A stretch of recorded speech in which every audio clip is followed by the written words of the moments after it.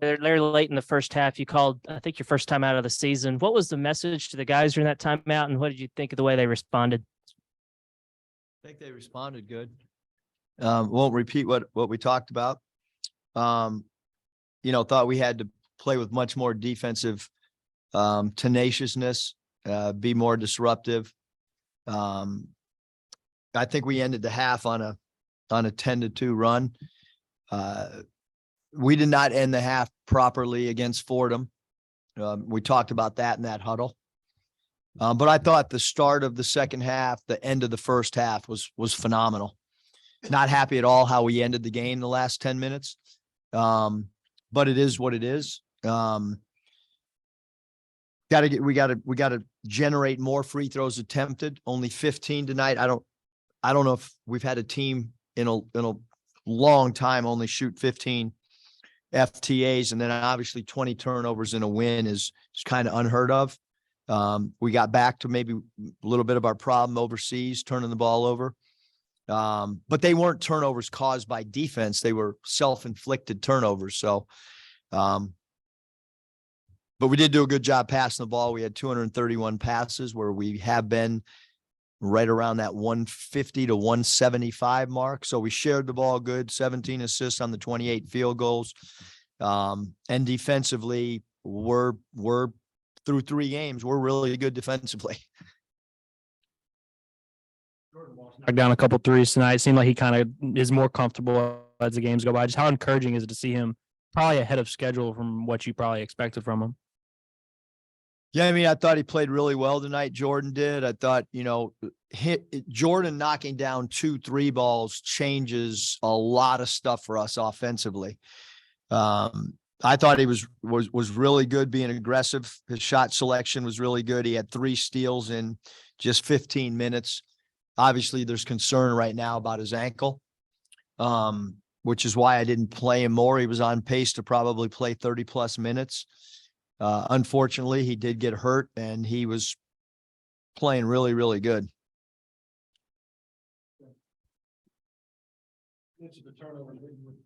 Scoring points off turnovers, plus 10 on the glass. We might need to be more plus than that, Kevin. We might have to be plus 25.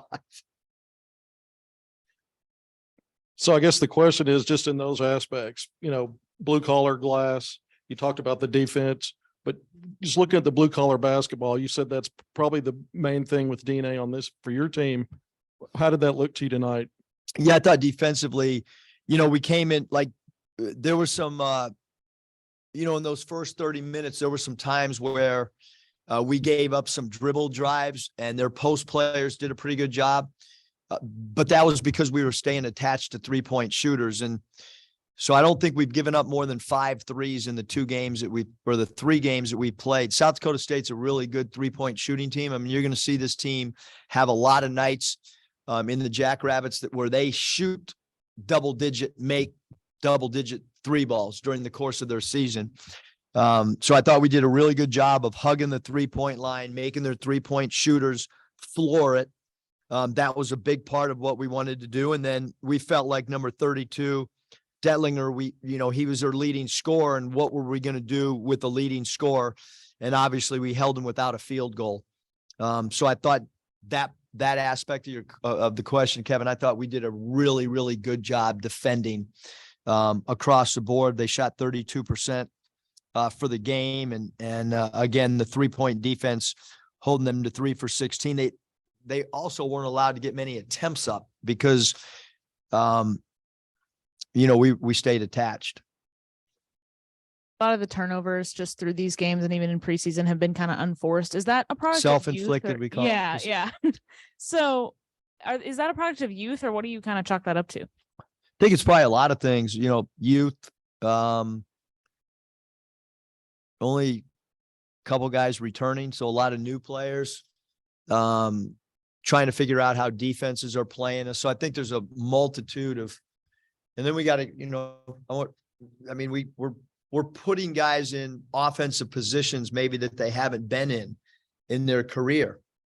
And so we want to try to isolate Trevin Brazil and We want him to play some small forward. That he has not done that. So you see him out on the floor tonight handling the ball much more than in games 1 and 2.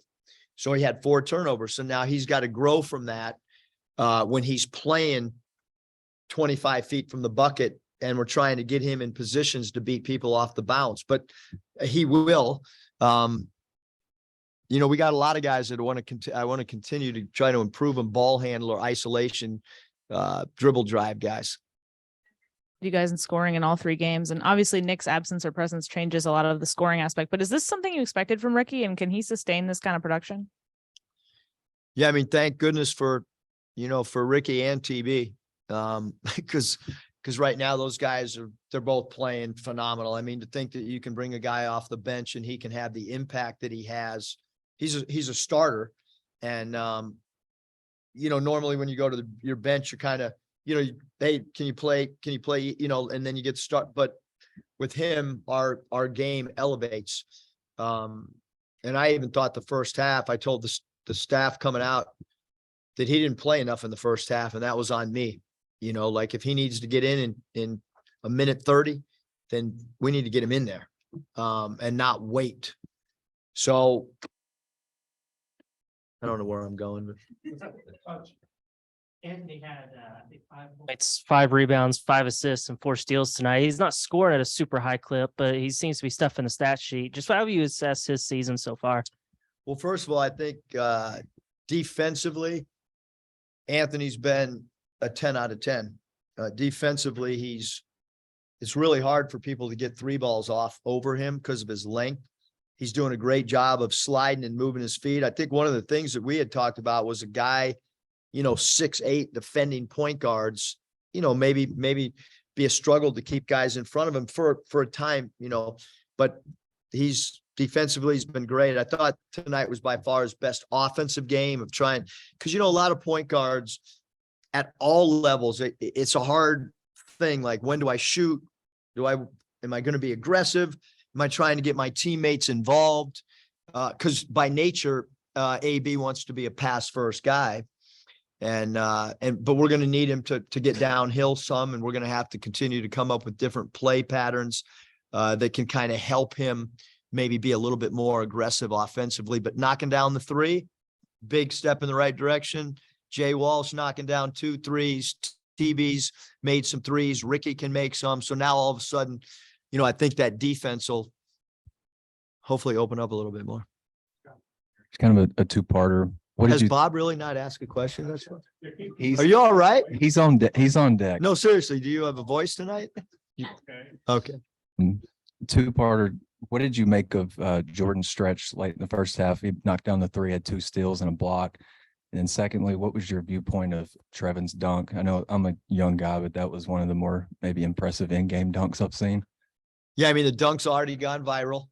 I do know that because Mariah texted me. She was not able to come to the game tonight due to dance class, and I got back and she had already texted about it. So I'm glad she was on point watching the game. It's hard for someone 12 years old to come back from dance and watch, but she was very impressed with the dunk, and she's the one that told me it went viral. But I did tell the team in the locker room, like, let's not give 2 points right back by getting the technical. Like, let's act like we've seen that play. Not that we ever have, but let's act like we have. Jordan was awesome. I mean, that for his productivity in those 15 minutes, I mean, that's what we need from him. I mean, I thought he was aggressive. I thought he played with toughness. I thought he was extremely focused. So I thought Jordan played great. I really did. I've been trying to be selfish and not hog the mic. You guys got to be one of the top defensive teams in the country through 3 games in terms of shooting percentage, and 3 holding other teams. Just what have you thought of your defense as a whole?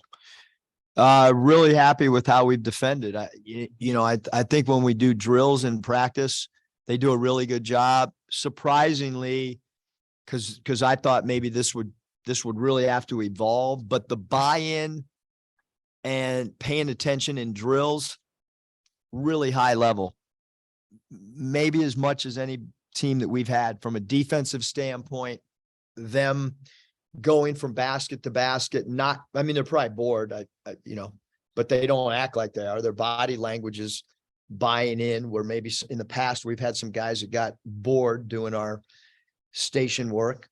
But this group's done a really good job of understanding scouting reports, which is a surprise. I thought last year, maybe the year before, it took us right around 10 to 12 games. All right, let's fully buy into what we're supposed to do. Anybody else have a I wanted to follow up on that. You said the scouting reports and buying in. Do you think the European tour and all the preseason action maybe plays into that, get you ahead of the curve on that? Maybe certainly playing 4 games, Kevin, I think helped, but we didn't really scout, you know what I mean, over there. Maybe drill stuff because of the extra practices. And yeah, thinking back about our walkthroughs on the beach and going to a volleyball court and drawing a basketball, and yeah, maybe because that was like preparation. So maybe that did have an impact. And then looking at why being without a guy like Nick Smith, where so much was expected of through 3 games, consistent production, Ricky leading, scoring every game, Brazil doubles and the other guys kind of consistently. Did you think that you might see that kind of consistency from so many through 3 games? No, I mean, I think we're playing, last year, I look back at some of the games that we played early on. I don't know what game numbers they were, but we had a lot of games where we went on runs late, Northern Iowa. And so I do think we're playing a little bit better. The I don't know. I can't compare, that type of stuff. I think it was really good going to Texas. They're playing really good right now against Gonzaga.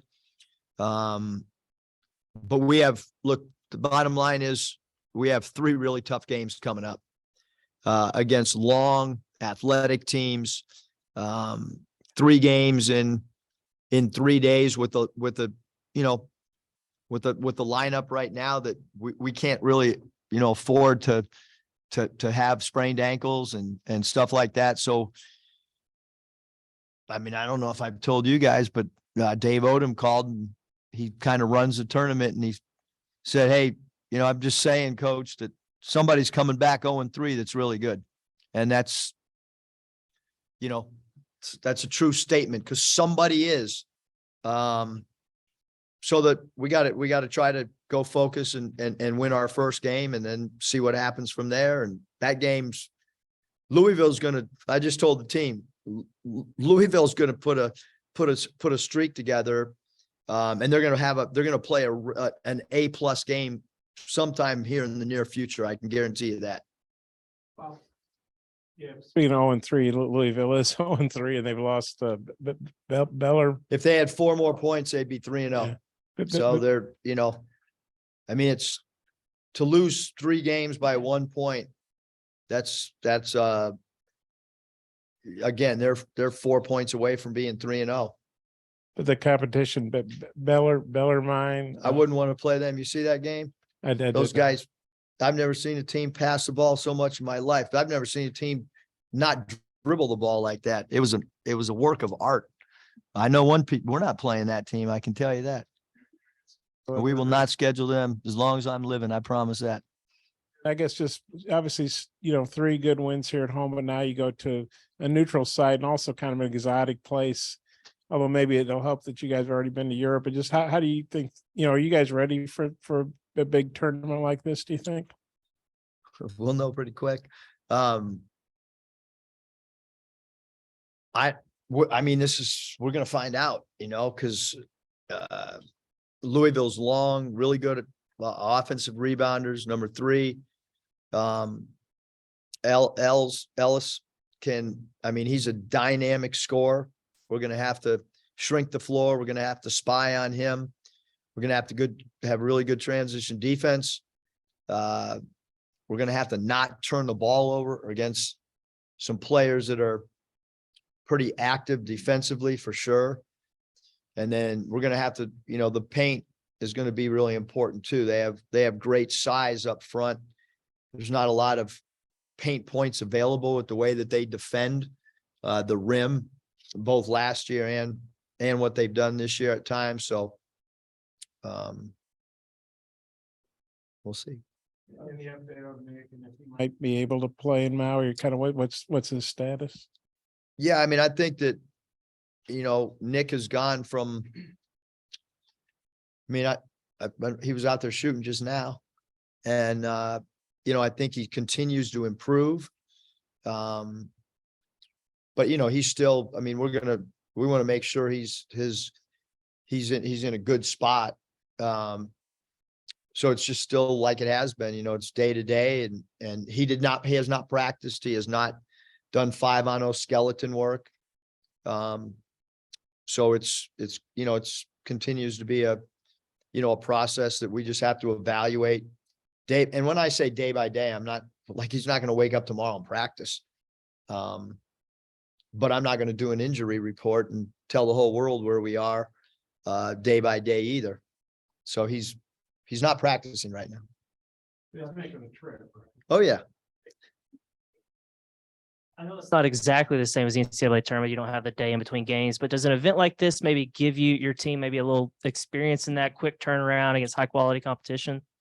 Yeah, I think the tournament's great, great for us. I mean, we've wanted to be in this tournament, even, prior to coming to Arkansas. We were talking to Coach Odom, and Nevada was probably headed there. Next year's tournament, same thing, to be able to go play in the Battle of the Atlantis, to be able to play in the Maui. I mean, they're like those are two of the premier. They're not easy to get into. Let me put it like that. This is actually recruiting Bayfall, Layden Blocker, 2 5-star signees in 3 days. You can talk about them now. What is your take on this recruiting class at this point? And is it be a focus on portal in the spring, or do you still have your eye on high school talent? Yeah, no, we're done in the high school ranks. We're gonna try to have a philosophy to go after high level high school players. And then like the 2 guys we just got, and then see where the roster is and then go from there. So that's probably how, we're not recruiting anybody else in that class, for sure. To go back to Maui real quick, 3 games in 3 days, I'm sure you take it one game at a time, but where do you feel like this team is at just from a depth standpoint and conditioning to be able to handle that back to back to back? I mean, I have felt at the end of the year, Curtis, that our team's in the best shape in the country. I felt that our legs have been fresher than every team in the country. I feel like mentally, we have not been a team that looks tired mentally. I think we've looked fresh all the way across the board. Are we there right now? No, I think, in my opinion, I don't think we're in elite condition. I think we're in better condition than most people.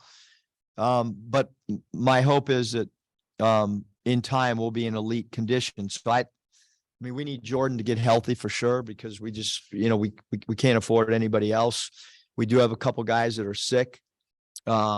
We need them to take their vitamin C and get rest, and see what happens. In say tournament last year, you made sure the guys had fun, going to Niagara Falls or touring San Francisco, et cetera. Do you have some special stuff planned in Maui? So, obviously you're out there to play ball and win, but also, fun stuff. Yeah. I mean, Friday, we're not going to practice here. Cause I wanted to get in at a decent time and give our guys an opportunity to go to the pool, or they'll go to the beach with me and we'll do a walkthrough for sure.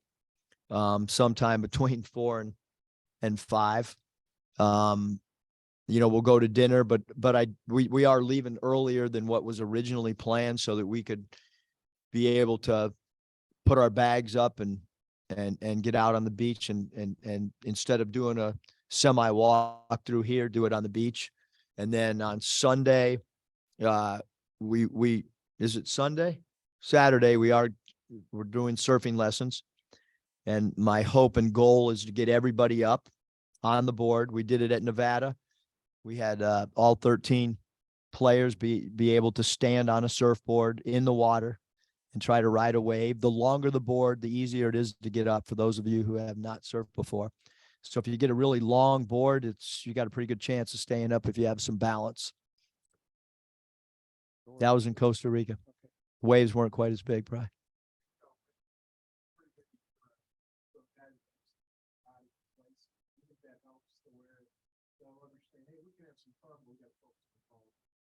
I can promise you there's one team that's going to be focused to play. And that's us.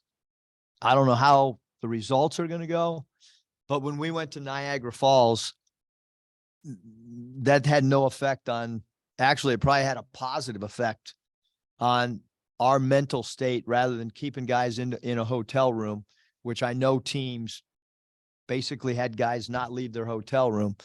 And when we went to San Francisco and we toured the Giants Stadium, that didn't hurt us. That helped us. So we're never going to do something at all that hurts our preparation. And it's my belief that if they, on a Saturday and you don't play till Monday, if you go hang out and do something you've never done, hopefully it helps your mental state as well as emotional state. He's telling me to go.